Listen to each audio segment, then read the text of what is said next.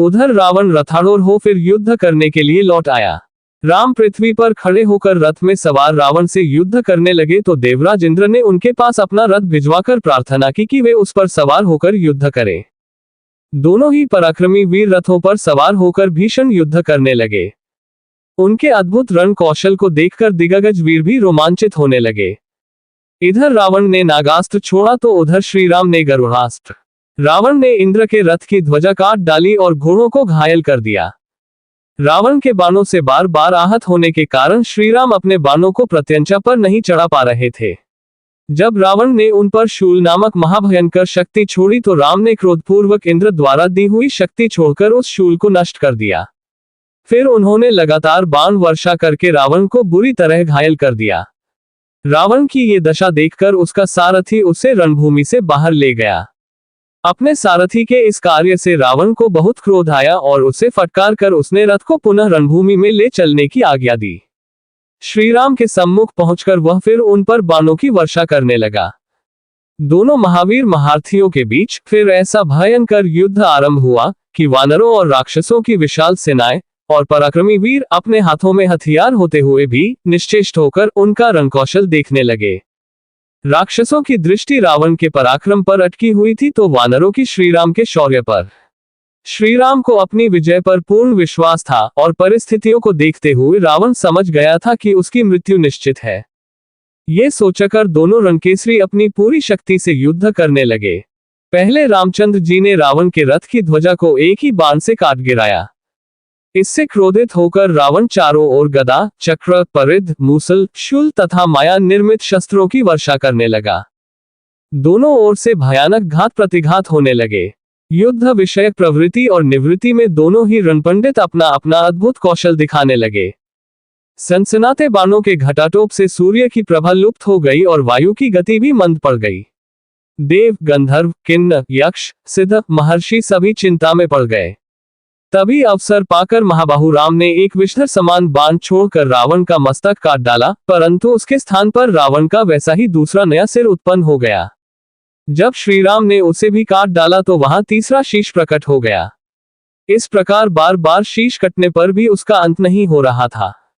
ये दशा देखकर इंद्र के सारथी मातली ने कहा, प्रभो, आप इसे मारने के लिए ब्रह्मास्त्र का प्रयोग कीजिए। अब उसके विनाश का समय आ पहुंचा है। मातली की बात सुनकर रघुनाथ जी को ब्रह्मा के उस बाण का स्मरण हो आया जो उन्हें अगस्त्य मुनि ने दिया था। उन्होंने रावण की छाती को लक्ष्य करके वह बाण पूरे वेग के साथ छोड़ दिया, जिसने रावण के हृदय को विदीर्ण कर दिया। इससे रावण के प्राण पखेरु उड़ गए। रावण को मारकर वह बाण पृथ्वी में समा गया और पुनः स्वच्छ होकर श्रीराम के तर्कस में लौट आया। रावण के विनाश और श्रीराम की विजय से समस्त लोकों में हर्ष की लहर दौड़ गई। चारों ओर श्रीराम की जय जयकार होने लगी। वानर सेना में आनंद का पारावार न रहा। प्रत्येक सैनिक विजय गर्व से फूला न समाता था। पराजित और मरे हुए भाई को देखकर विभीषण अपने आंसुओं को न रोक सका और वो फूट फूट कर विलाप करने लगा और कहने लगा, हे भाई, अहंकार के वशीभूत होकर तुमने मेरी, प्रहस्त, कुंभकर्ण, इंद्रजित, नरांतक आदि किसी की भी बात न मानी। उसी का फल ये सामने आया। तुम्हारे मरने से नीति पर चलने वाले लोगों की मर्यादा टूट गई, धर्म का मूर्तिवान विग्रह चला गया, सूर्य पृथ्वी पर गिर पड़ा, चंद्रमा अंधेरे में डूब गया और जलती अग्नि शिखा बुझ गई। विभीषण को इस प्रकार विलाप करते देख श्रीराम ने उसे समझाया, हे विभीषण, तुम्हें इस प्रकार शोक नहीं करना चाहिए। रावण असमर्थ होकर नहीं मरा है, उसने प्रचंड पराक्रम का प्रदर्शन किया है। इस प्रकार क्षत्रिय धर्म का पालन करते हुए मरने वालों के लिए शोक नहीं करना चाहिए। युद्ध में सदा विजय ही विजय मिले, ऐसा पहले भी कभी नहीं हुआ है। ये सोचकर उठो और संयत मन से प्रेत कर्म करो। मैं इसमें तुम्हें पूरा सहयोग दूंगा। बैर जीवन काल तक ही रहता है, मरने के बाद उस बैर का अंत हो जाता है। इसलिए ये जैसा तुम्हारा स्नेह पात्र है, उसी तरह मेरा भी है। रावण की मृत्यु का समाचार सुनकर मंदोदरी सहित उसकी सभी रानियां शोकाकुल होकर अंतःपुर से निकल पड़ी। वे चीख चीख कर विलाप करने लगी। हाँ आर्यपुत्र, हाँ नाथ, पुकारते हुए वे कटी हुई लताओं की भांति रावण के मृत शरीर पर गिरकर हाहाकार करने लगी। हाय, असुर, देवता और नाग जिसके भय से कांपा करते थे, आज उन्हीं की एक मनुष्य ने ये दशा कर दी। आपके प्रिय भाई विभीषण ने आपके हित की बात कही थी, उसे ही आपने निकाल बाहर किया। राक्षस शिरोमणि, ऐसी बात नहीं है कि आपके स्वेच्छाचार से हमारा विनाश हुआ है, दैव ही सब कुछ कराता है। मंदोदरी बिलख बिलख कर कह रही थी, नाथ, पहले आपने इंद्रियों को जीतकर ही तीनों लोकों पर विजय पाई थी, उस बैर का प्रतिशोध लेकर इंद्रियों ने ही अब आपको परास्त किया है। खर के मरने पर ही मुझे विश्वास हो गया था कि राम कोई साधारण मनुष्य नहीं है।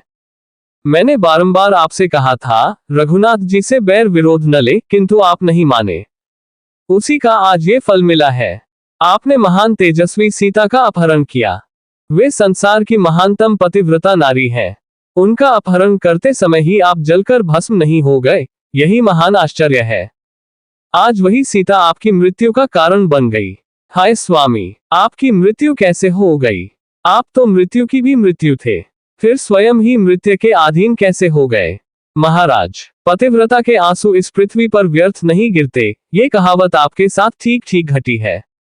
आपने युद्ध में कभी कायरता नहीं दिखाई, परंतु सीता का हरण करते समय आपने कायरता का ही परिचय दिया था।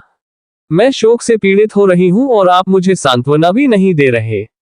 आज आपका वह प्रेम कहाँ गया?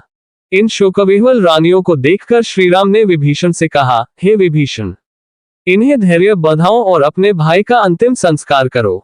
श्रीराम की आज्ञा पाकर विभीषण ने माल्यवान के साथ मिलकर दाह संस्कार की तैयारी की।